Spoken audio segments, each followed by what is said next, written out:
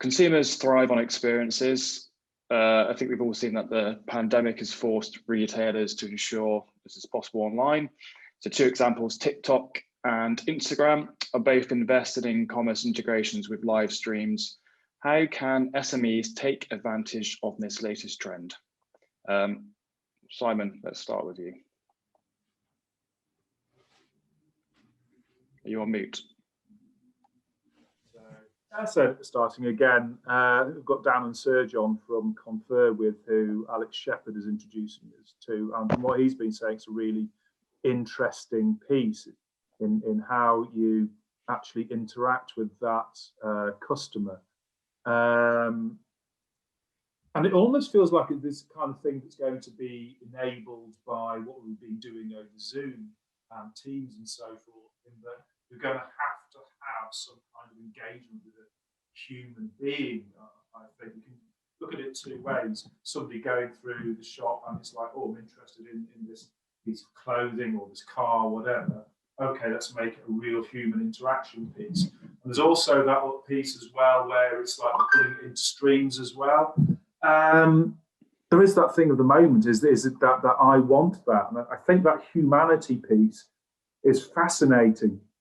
I'm always a little cautious about being an early adopter of these things. I prefer to let other people make their mistakes, if you see what I mean, and not make the mistakes that they're making. But you're seeing so many interesting things happening. I'd like the blurring of the digital world and the real world, as it were, when I was talking previously about shops being experiential and going in there for fit and then having the stuff delivered to your door, almost like endless aisle type approaches as well, and then taking that virtual approach and putting it into the real world. So you've got that customer service exec, that shopper, that stylist, that fitter, or the person who's almost doing with the QVC kind of thing.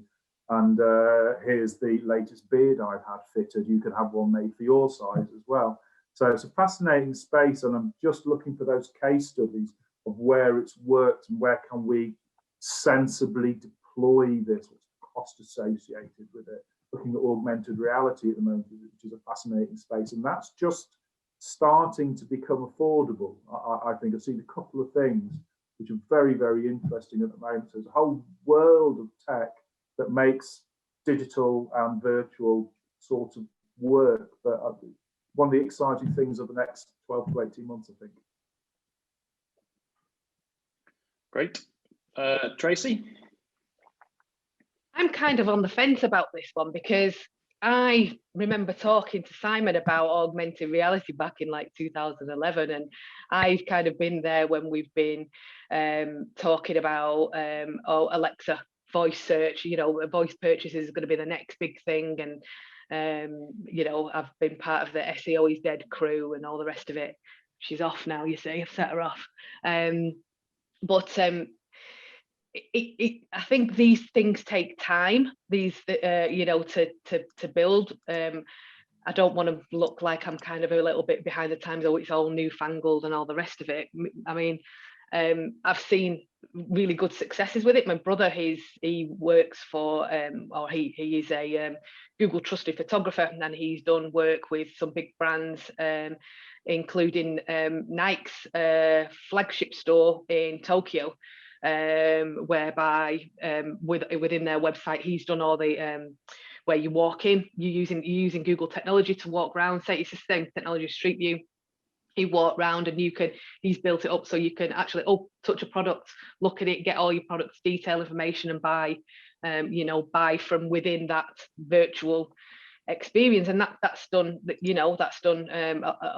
very, very well for them, because they've got the money to throw behind the marketing of it. Essentially, it's kind of new, it's shiny. But then you get some brands that try it and it doesn't quite work for them. Maybe it's because they haven't got the kind of budgets that Nike have got, and Nike have thrown at it. So yeah, I think it remains to be seen. I think Simon's right. He'd like to see. We're a fast follow kind of business anyway.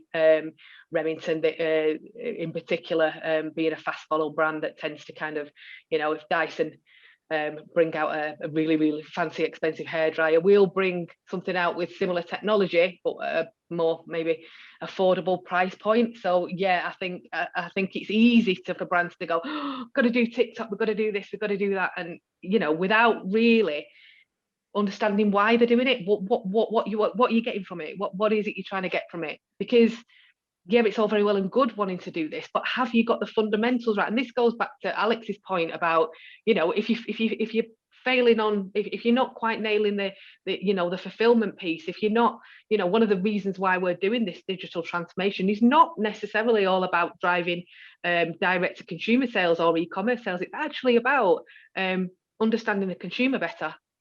For us, and that was what got it over the line with the senior stakeholders of the business, was more because if we don't understand our consumers, what the hell are we doing? What are we doing? How can that drive new product development if we don't know that information? So you've got to, I don't really think you can kind of throw yourself into these things without having the fundamentals and the core things that are at that zero moment of truth. If you haven't got them, your house in order with those first, just wait, park it, fix those things first, because they're going to have a more of an impact on your business, and you're going to be able to fuel and fund these things, further on. But I do think it's something that's going to take time, because voice shopping was going to be the big thing in 2017. I'm still in here. I still haven't got an Alexa app yet for any kind of we haven't got an Alexa skill or anything like that, because we need to get the fundamentals right first. And I think that's often missed with retailers maybe wanting to jump on the bandwagon a little bit. Yeah, good points. All right, Alex Weston. Yeah, I think there's been some really interesting points made on those fronts. I think just on the core level, just making sure that your channels have the right information in real time is probably a key thing. So if you're going to sell on social or Amazon or your own website or however it even works, it's also fast paced and transactional, that you want to have the right information, the right inventory. And so all of those stats that I throwed out before about disappointing your customers, you want to make sure that isn't going to happen, whatever channel they're going to purchase from. I think just on a high level, it's really hard to know with social media what the latest trend is going to be, and where people are going to be next. I mean, TikTok a year ago, maybe I'm just getting older, but I hadn't even heard of it. And I remember when Snapchat was all the rage, and that just fell down a cliff at one point as well. So, it's hard to kind of keep up with these trends. And I think, Tracy's point is kind of right, that it's you don't want to just jump to whatever's the bandwagon and all of these things, because in the moment that you've invested a lot of time and effort in getting up and running on those channels, that the next moment you could find that it's not quite the trend anymore, and there's something else that you need to run to as well. So it's definitely really important to make sure that these things are considered, but also I think just making sure that you've got the right infrastructure behind to ensure that you're still maintaining the customer experience, and the things that you want to fulfill and promise on whatever channel you sell on is going to be important with all of these different Entertainmerce type experiences. Yeah, I don't like that term. Just on the live stream shopping thing, Amazon have been doing this for a while in the US, like a QVC type TV, where they give brands, you can buy, as part of their advertising packages, you can buy a kind of like a QVC style slot, and you can have influencers do it, and from their Amazon influencer program and things like that, and that's been going now for some time. And usually what happens is, when Amazon do things like this, and they bring these brand advertising newfangled things through, they trial it in the States, like Top Brands badge was another thing. They'll trial it in the States first, and then usually it rolls over the pond and then out to the EU 7 as it is now, with the 7 marketplaces that they've got. They'll bring it to the UK and Germany, and then they'll roll it out to the rest. You tend to find that's how it works. But on this one, I haven't really heard as much as I thought I would about it. There's not been, it's not come over here yet for release in the UK. So I am wondering whether it is as kind of as big. I mean, if Amazon are going to try and turn the hand to it, you'd expect them, being quite good at e-commerce to be, you know, to be able to make that work, and it doesn't seem to have picked up. So maybe it is quite a slow burner, this one.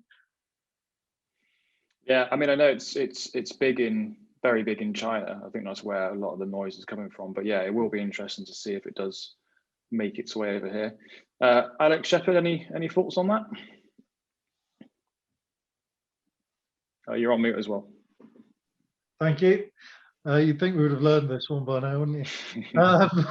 I think to Tracy's point earlier, yeah, it's really important you understand your market. Is it right for my customer? And I think that is the big question that people need to understand. For me, I find it interesting to think about how things do evolve over time.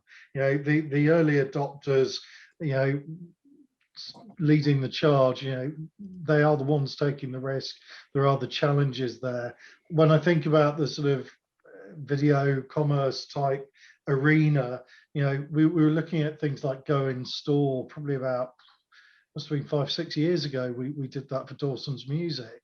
You know, it was an interesting one for their market. Do you know what? It made a lot of sense because the value they could add their customer was in their knowledge, their experience, and their guidance. And it was a very assisted sell.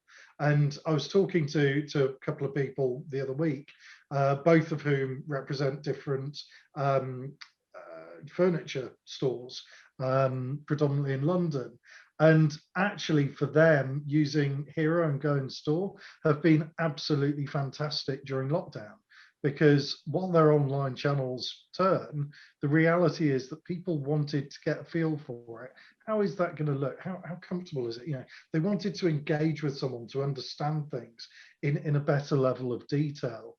And at the risk of sort of pushing Dan and the Confer with.io crew a bit hard, you know, this is where it's quite interesting to me when Dan told me about their solution, building in the product feeds, to Alex's note, into that video channel, building in the basket, enabling people to, you know, on both sides of the fence, share things with each other, show them, direct them to a video, add to the basket, and integrating that fully into the commerce experience. For me, I think that is really interesting, assuming it's right for your brand, your market. And I think it is important that you don't jump in with both feet just to follow the crowd, because do you know what? People selling some things, they will never see the value in that. But if you're selling something complex where you need engagement, even the guys at Holland and Barrett I was talking to recently, you know, their expertise, their knowledge around general ailments and what you should be taking to help with certain things, you know, that's phenomenal. And the ability to incorporate that engagement into a shopping experience outside of the store, I think a lot of brands are going to see a lot of success with that over the coming year.